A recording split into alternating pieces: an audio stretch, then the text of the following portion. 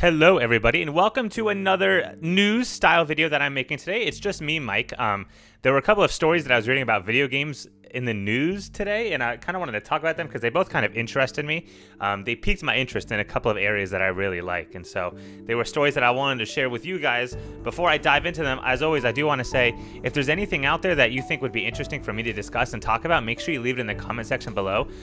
This is a non-scripted format. It's just where I kind of hear a news story and give you sort of my off-the-record opinion on it. And so, if there's topics you want me to discuss or questions you want me to answer, always leave them in the comment section.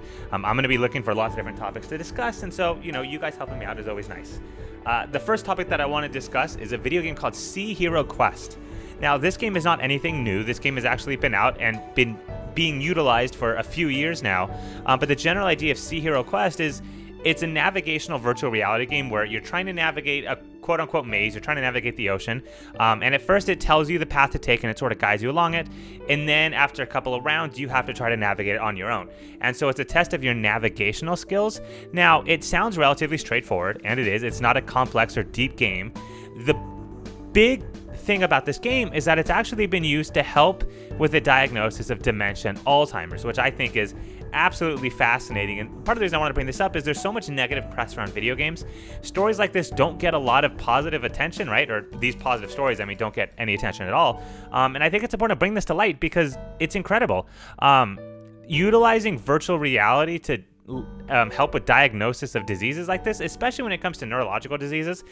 There's other studies and other video games like Folded, that have been helpful with doctors finding potential cures and treatments for things like Parkinson's and Huntington's. And a lot of video games have been shown to actually kind of help people with these neurological disorders because it's been shown that it can lead to certain brain changes. Now, again, the stuff I just said there, I don't have specific sources for it, so take what I say with a grain of salt.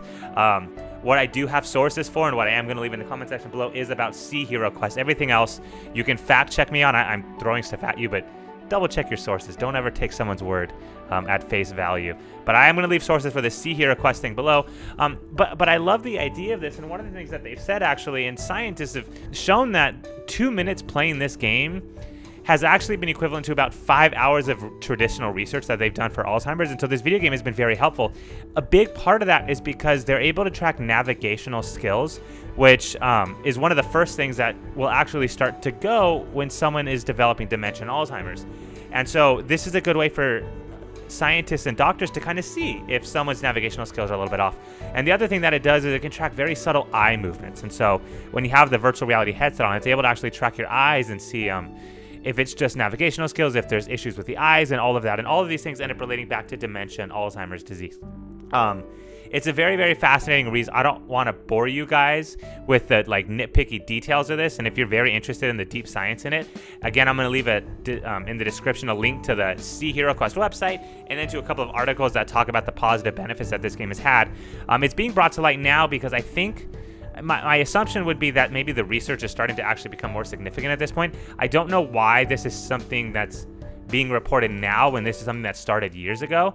But nevertheless, I think it's really cool. Anybody can get involved by testing the game, and it leads to more information for them to have, even if you're not at risk for Alzheimer's at all. It can lead to more information. And so I think it's something worth looking into and worth downloading, especially if you have the Oculus game system. I don't know what other virtual reality headsets it's compatible with, but if you have Oculus, I know that one is, and I'm assuming maybe the HTC Vive is as well. That one usually gets a lot of support. And so again, it's just a story that I wanted to share with you guys because I always love positive video game stories like that. There's so many stories of, so-and-so kills and they think it's because he liked Grand Theft Auto and, a lot of negative stuff, but video games have a lot of positive out there as well. And so that's one of the big reasons I wanted to share this story with you guys. The second story I wanted to share is kind of funny because it relates to me on a personal level. For those of you that don't know, I've been catching up in the Marvel movies. I am currently on Guardians of the Galaxy Volume 2, so I have about 10 more movies to go through before I can watch Avengers Endgame. So I've been working my way up there, and I've done, I think, a pretty good job of avoiding spoilers. I haven't read the comment section on anything on Instagram or Facebook or anything in a long time. I've actually deleted a couple meme pages just because I know some of those meme pages like to be stupid and do dumb things like troll people by posting spoilers. And so I've been avoiding everything. I told any of my friends that I will legitimately attack them if they try to do anything. So, you know, I'm hoping I can avoid spoilers. Unfortunately, it's hard to do, especially in the world of video games. And the story that I want to talk about, there's a League of Legends player. And apparently on the microphone, he was telling people spoilers about the game. And as a result, he ended up getting reported for it. Someone reported him for giving spoilers about Avengers Endgame. Now, what exactly was said was never confirmed, right? The player, the League of Legends community, no one ever really confirmed what was said, so I don't know what it was. And again, I'm glad that's the case. If it was confirmed, I couldn't tell you anyway because I would have avoided that spoiler regardless. But I don't know if it was like an end of the movie spoiler, if it was like, oh, so-and-so died spoiler, if it was, I don't know. But the funny thing about it is it actually led to him getting a 3-day suspension, which I think is really funny. There's a lot of debate going around on whether or not that's a legitimate reason to suspend somebody.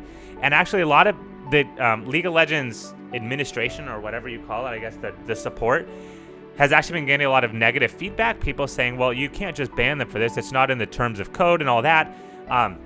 The support team essentially said we can ban people and give suspensions for reasons outside of that.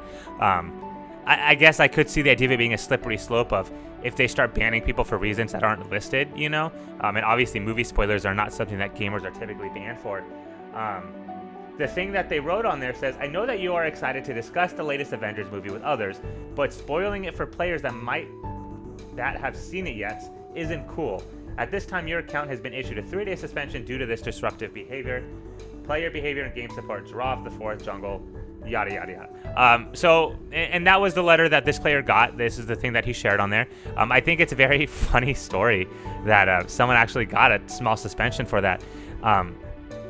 Do I mind it? No. I think you're kind of an ass if you're trying to spoil the game already, or excuse me, spoil the movie before, you know, a lot of people can see it. Especially because there's a lot of people, I think, like me, that are trying to catch up in the Marvel movies, just so you can get the full experience. And so, you know, you can't spoil something within the first.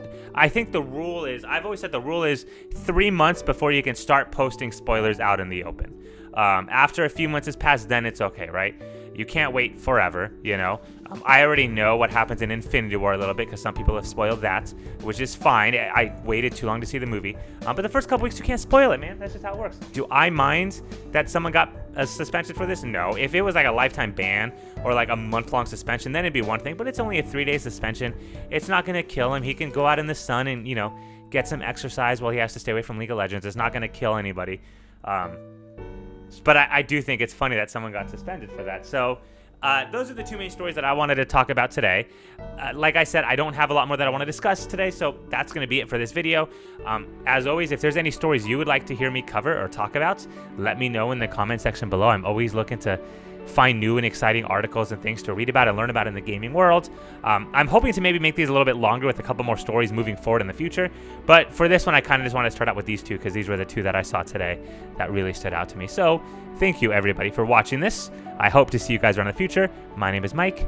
Adios.